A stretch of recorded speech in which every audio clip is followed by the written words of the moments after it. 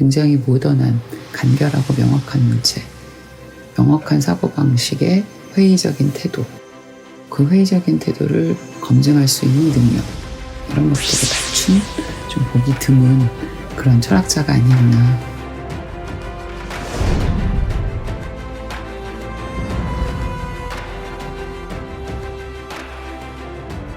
흉에 대해서 알게 된 거는 이제 대학교 때인데, 철학이라는 게 그냥 좀 막연하고 애매모호하고 이랬던 때에 제일 이제 접근하기 쉽고 영어로 읽어도 잘 읽히는 책이었던 것 같아요. 휴메 책이.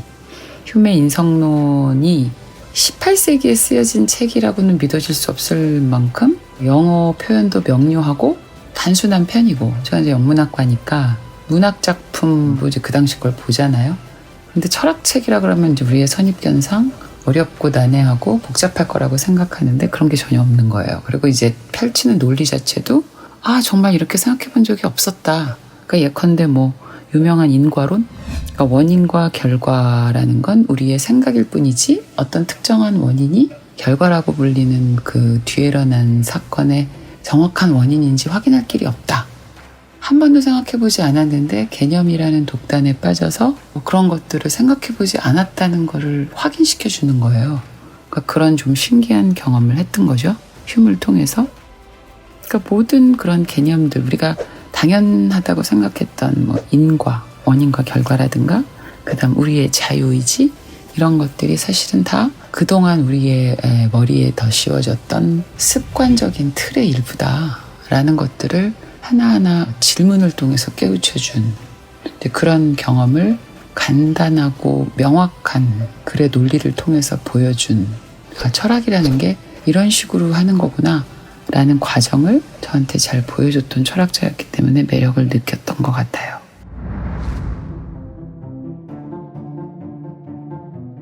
나중에 이제 다른 철학들을 보면서 휴메이 굉장히 영향을 많이 끼쳤더라고요. 사실 휴메는 스코틀랜드 변방의 철학자인데 프랑스에 와서 거기에 이제 계몽주의자들하고 어울리면서 이 휴메 사상 혹은 휴메 사고방식 자체가 독일까지 흘러들어간 거죠. 그래서 칸트한테 엄청난 영향을 끼쳤는데, 칸트가 순수이성 비판을 썼을 때 철학의 독단에서 벗어나게 해준 사람이 휴메다라고 인정할 만큼 그런 철학자인데다가, 나중에 또 무엇보다도 휴메 이론 중에 이제 인과론도 유명하지만 또 다발 이론이라는 거, 이제 이 책에도 나오는데요. 다발 이론이라는 건 인간의 자아라는 게 뭔가 이렇게 영원 불변한 어떤 실체가 있는 것이 아니라 감각의 집합일 뿐이다. 이렇게 얘기한 게 나중에 과학자들한테 엄청난 영향을 끼치셔도, 그러니까 원자론이라든가 이런 과학적 사고방식, 이게 나중에 프랑스 철학자 들레즈한테 새로 해석되기도 하고, 이런 식으로 이 사유의 방식의 창발성, 이런 것들이 그 후대 철학자 혹은 과학자들에게 굉장한 영향을 미쳤다는 것을 나중에 알게 됐어요. 그리고 또 뿐만 아니라 이제 철학에서뿐만 아니라 우리가 문사철이라고 하는데 문학, 역사, 철학 이런 것들을 다 아우르는, 알고 보니 문체의 대가였더라고요. 철학책보다 오히려 영국사라는 즉 역사책을 통해서 더 큰 성공을 거둘 정도로 18세기에 굉장히 모던한 간결하고 명확한 문체, 명확한 사고방식의 회의적인 태도, 그 회의적인 태도를 검증할 수 있는 능력, 이런 것들을 갖춘 좀 보기 드문 그런 철학자가 아니었나.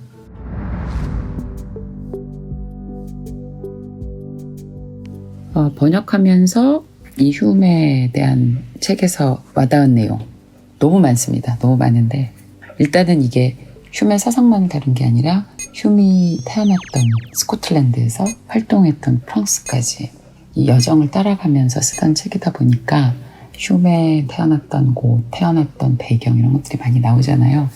휴메이 어떻게 이렇게 유명한 회의론자가 됐을까? 회의론자라는 게 무조건 의심하는 게 아니라 자신이 경험한 바를 천천히 추적해 나가는 그런 평생의 습관들이 어떻게 생겼을까, 이런 것들을 찾아볼 수 있었고, 또 그러면서 성격은 또 굉장히 유하고 관대하고 또 먹는 거 좋아하고, 그러니까 인간적인 매력, 그런 것들이 너무 이제 잘 표현되어 있는 거예요, 이 책 전체에.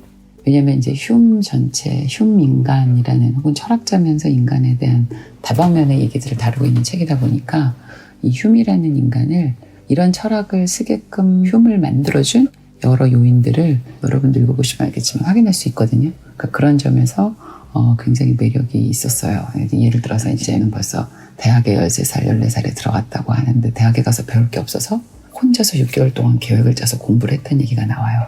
그래서 이제 주로 스토아파를 공부했는데 공부를 하면서 스토아파가 실제로 하라는 대로 다 했던 모양이에요. 육신은 별로 중요하지 않고 정신에 온 힘을 쏟아라. 그러면서 이제 정말 육신이 픽페해질 때까지 공부를 했던 모양인데 그러고 나서 이제 화가 많이 난 거죠. 이 젊은 청년이 18세 때. 그래서 스토아파가 한 얘기들은 다 거짓말이다. 정신에 온 힘을 다 쏟으면 육체가 피폐해지고 사실은 제대로 된 사고를 할 수 없어진다. 직접 해보고 거기서 얻은 경험을 진지하게 대하는 태도, 이런 것들이 아주 초창기부터 만들어져 있었구나. 그러니까 자신이 느끼는 감각, 자신이 경험한 바에 대해서 굉장히 성실한 태도로 임했던 사람이 아닌가. 그랬기 때문에 기존의 관념, 기존의 어떤 경전이 가르쳐주거나 기존의 학설이 가르쳐주던 그런 많은 개념들에 매이지 않는 자유로운 사상적 기반이 굉장한 집중력과 열정, 되게 감정적인 것들이잖아요. 그런 것들이 이런 감정과 주변에 대한 관심, 굉장히 뜨거운 그런 색깔로 따지면 굉장히 붉고 뜨겁고 이런 느낌인데 거기서 이런 냉철한 회의론이 나왔다는 게 그런 것들이 책 안에 잘 녹아 있었기 때문에 휴메 철학이 휴메 생애, 휴메 했던 경험, 휴메 겪었던 여러 불행이든 아니면 오류든 이런 것들을 통해서 조금 더 휴메 철학을 혹은 휴메라는 인간을 더 넓게 그리고 조금 더 깊게 그렇게 이해할 수 있는 그런 경험을 할 수 있었던 게 저로서는 번역하는 사람으로서는 굉장히 큰 매력이었던 것 같습니다.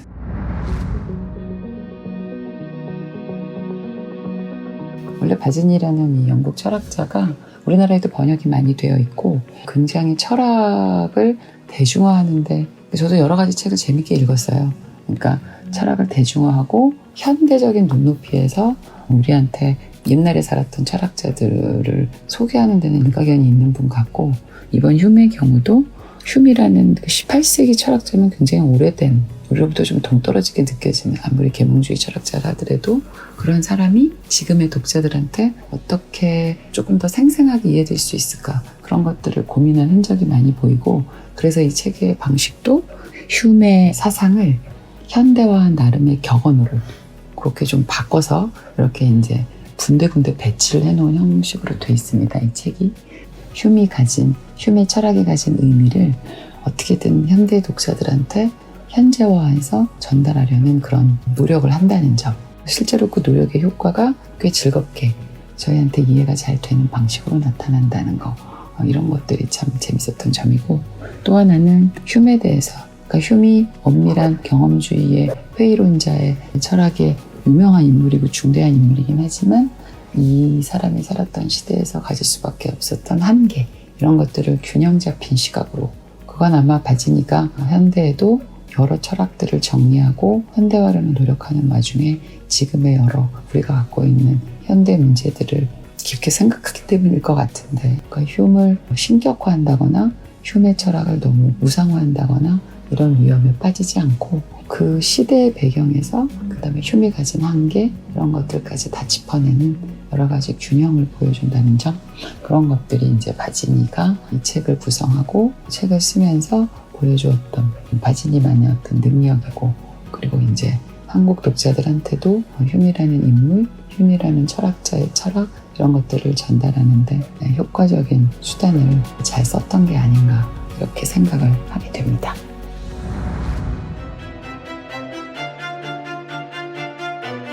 독자 여러분도 아마 읽으시면서 휴메에 대해서 한편으로는 굉장히 엄밀한 의미의 개념과 철학을 했던 사람이 한편으로는 또 여유롭고 또 다른 사람한테 관대하고 그 다음에 무엇보다도 자유를 중시하고 그래서 굉장히 유연한 사고를 또 가지고 있었던 사람이라는 거를 느끼게 되는 경험을 하셨으면 좋겠습니다.